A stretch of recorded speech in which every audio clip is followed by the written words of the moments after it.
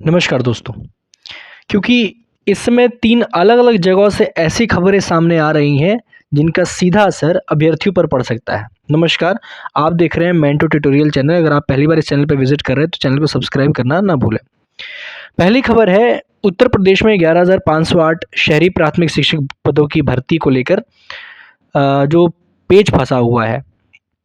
दूसरी खबर है, डीएलएड बैक पेपर को लेकर जहां बड़ी संख्या में फेल हुई प्रशिक्षुओं के लिए विशेष परीक्षा कराने की बात सामने आई है। और तीसरी खबर है, बिहार टीआरई 4 भर्ती, जहां अभ्यर्थी नेगेटिव मार्किंग और 2 चरणों वाली परीक्षा का विरोध कर रहे हैं। पहली खबर के पे ज़रा ध्यान देते हैं। उत्तर प्रदेश में 11,508 शहरी प्राथमिक शिक्षक पदों की भर्ती को लेकर मामला फिलहाल नियमों के टकराव में फंसा हुआ दिखाई दे रहा है। अब यहाँ मामला थोड़ा समझना ज़रूरी है। बेसिक शिक्षक विभाग की 1981 की नियमावली में शिक्षक भर्ती के लिए एकेडमिक मेरिट यानी शैक्षणिक योग्यता के अंकों को महत्व देने का प्रावधान बताया जाता है। वहीं दूसरी तरफ उत्तर प्रदेश शिक्षा सेवा चयन आयोग की वर्तमान नियमावली में चयन प्रक्रिया लिखित परीक्षा के आधार पर होने की बात कही गई। अब यहीं से पूरा पेच शुरू होता है। अभ्यर्थियों के मन में सवाल है कि आखिर इन 11,508 पदों पर भर्ती किस नियम के आधार पर होगी? क्या चयन पूरी तरह लिखित परीक्षा से होगा या फिर पुरानी नियमावली के अनुसार एकेडमिक मेरिट को भी इसमें शामिल किया जाएगा?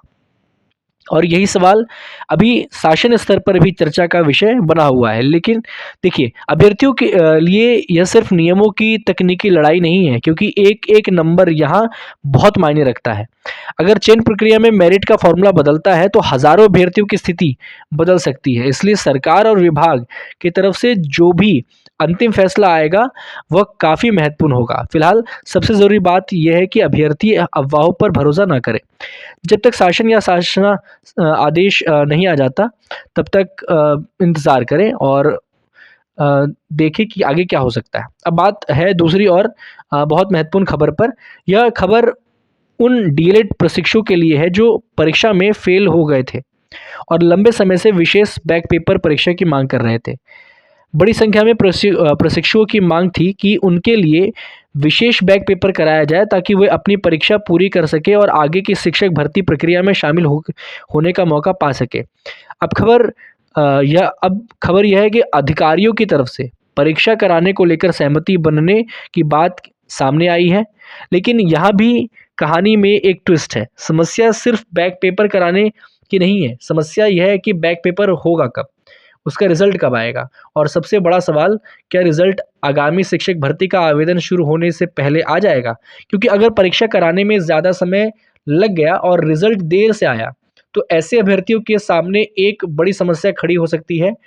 मान लीजिए किसी अभ्यर्थी ने बैक पेपर पास कर लिया, लेकिन भर्ती का आवेदन उससे पहले ही बंद हो गया। तो सवाल उठेगा कि वह अभ्यर्थी उस भर्ती में शामिल कैसे होगा? यही वजह है कि प्रशिक्षुओं की चिंता सिर्फ परीक्षा को लेकर नहीं है।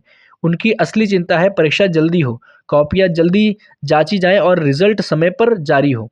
क्योंकि भर्ती प्रक्रिया में पात्रता की तारीख और प्रमाण पत्र की तारीख बहुत महत्वपूर्ण होती है। इसलिए अगर आप डीएलएड बैक पेपर से जुड़े हुए हैं, तो विभाग की आधिकारिक सूचना पर नज़र रखिए।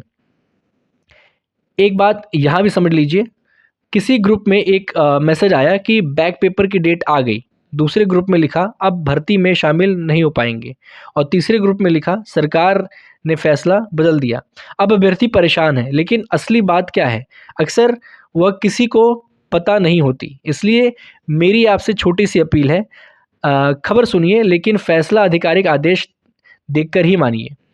तीसरी बड़ी अपडेट की तरफ बढ़ते हैं। बिहार में शिक्षक भर्ती की तैयारी कर रहे अभ्यर्थियों के लिए भी इस समय एक महत्वपूर्ण मामला सामने आया है। टीआरई 4 शिक्षक भर्ती में नेगेटिव मार्किंग और 2 चरणों वाली परीक्षा व्यवस्था को लेकर अभ्यर्थियों में नाराजगी देखने को मिल रही है। पटना में अभ्यर्थियों की तरफ से इसका विरोध किए जाने की खबर है। अभ्यर्थियों की मुख्य मांग है कि भर्ती के विज्ञापन में दिए गए नियमों में बदलाव किया जाए और परीक्षा प्रक्रिया को ज़्यादा सरल बनाया जाए।